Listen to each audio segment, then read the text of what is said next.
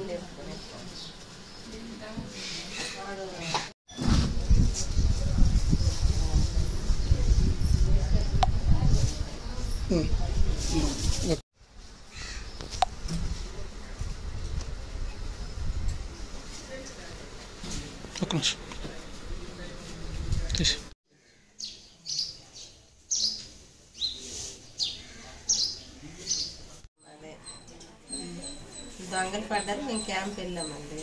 Phone చేస్తే బంగారం ఒక 20 తులాల్లో ఉంటుందండి. ఎండు ఒక 50 తులాలు. ఇంకేవేవి ఉన్నాయో చూడలేదు. డబ్బులు 40,000. ఎల్ఐసి బాండ్లు అవన్నీ. విషయం ఎలా తెలిసిందమ్మా? మా అబ్బాయి ఫోన్ చేశారండి. ఇక్కడ ఉన్న చేశారు. వాళ్ళు హైదరాబాద్లో ఉన్నారు మా పిల్లలు.